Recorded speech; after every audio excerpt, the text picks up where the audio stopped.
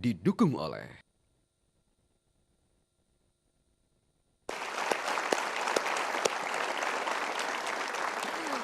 Untuk Anda yang masih memikirkan kira-kira jawaban polling-nya seperti apa, Anda akan segera mengetahui hasilnya. Kita lihat sama-sama.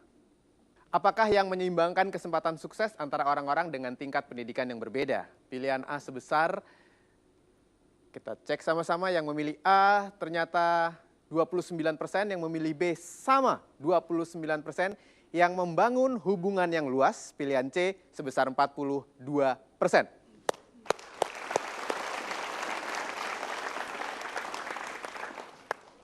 Super sekali.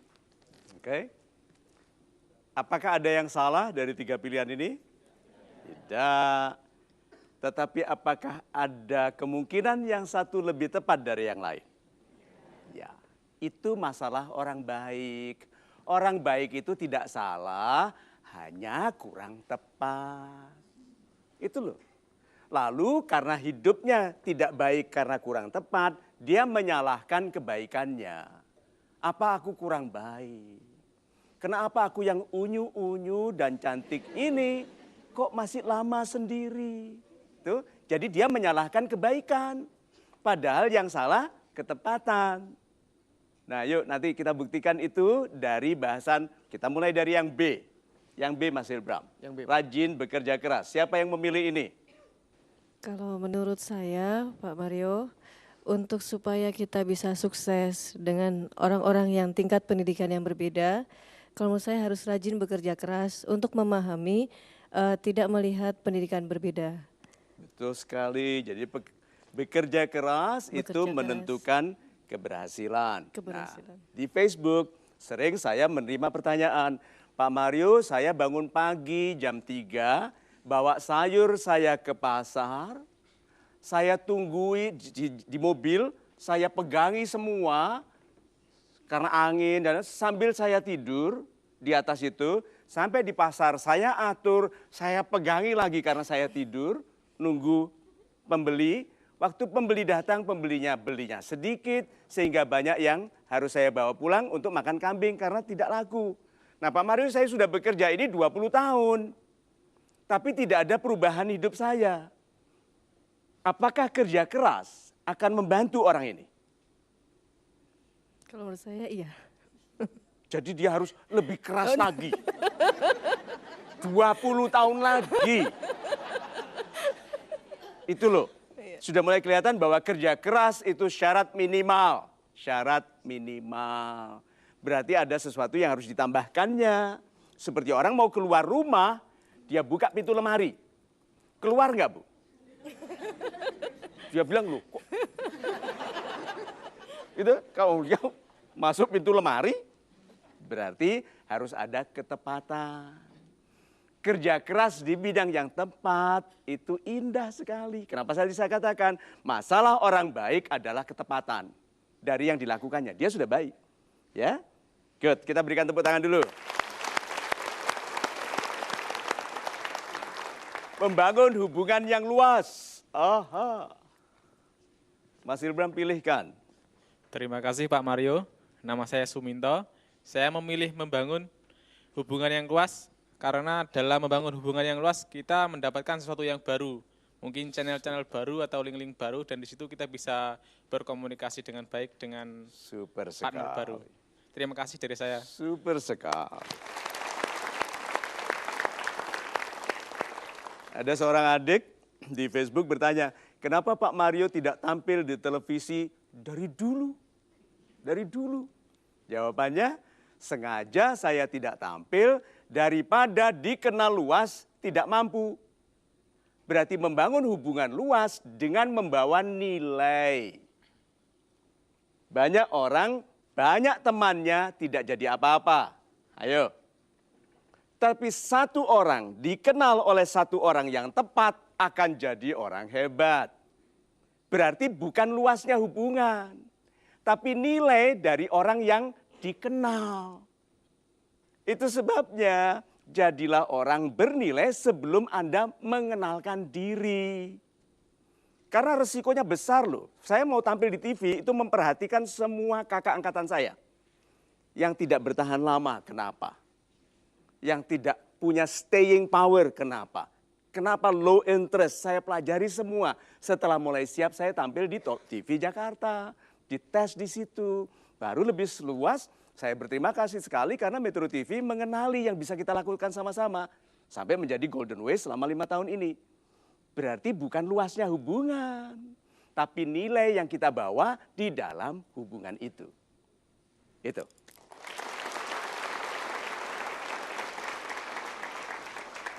Kenapa saya simpan yang 29%? Kesungguhan untuk menggunakan pikiran. Waktu bekerja keras, kalau pikirannya baik, yang dikerjakannya tidak salah. Dan dikerjakannya dengan cara yang lebih baik. Kalau dia berpikir. Loh, orang jujur, berpikir tidak? Tidak. Walaupun dia cum laude lulus kuliahnya, tapi kalau tidak jujur, dia itu orang tidak berpikir. Karena tidak ada kejujuran menyelamatkan siapapun. Ketidakjujuran tidak bisa menyelamatkan siapapun. Tidak ada pilihan lebih baik daripada jadi orang baik. Kalau dia berpikir. Nah, membangun hubungan yang luas, kan dia berpikir sebelum kenalan. Apa yang aku kenalkan? Bagaimana caraku berkenalan? Ya toh? Dia terangkan wajah, dan itu sejak muda saya latih itu Pak. Sebelum saya ketemu orang, di rumah saya berlatih. Menerangkan wajah, menganggunkan, taruh dada yang paling baik di hadapan dia. Saya taruh kaki saya yang terbaik, salaman, saya katakan sesuatu yang baik. Saya ulangi lagi, saya tampil lebih baik, saya katakan terima kasih telah diizinkan bertemu, diulangi terus. Itu kan penggunaan pikiran. Jadi sebagai anak muda waktu ketemu orang tua ini terkesan. Kena bilang nggak? Anak muda ini adalah impianku waktu aku muda dulu. Nah kalau saya konsultan dan waktu saya itu konsultan muda, dia bilang apa? Dek, bisa Anda ajarkan sikap itu kepada karyawan saya? Berarti kalau begitu berpikir itu betul. Kenapa Tuhan itu menekankan berpikir. Berpikir yuk, jangan sepelekan pendidikan.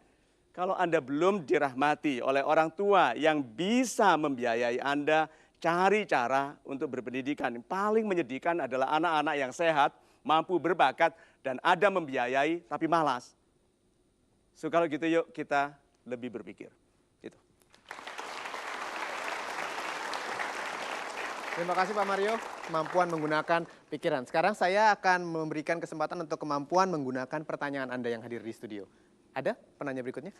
Ya Ibu. Oke. Assalamualaikum warahmatullahi wabarakatuh. Waalaikumsalam. Salam super Pak Mario. Saya Endah Saragi dari orang tua SD Islam Harapan Ibu Pondok Pinang. Yang ingin saya tanyakan Pak Mario, terkadang kita tidak bisa menghindari garbage di sekitar kita.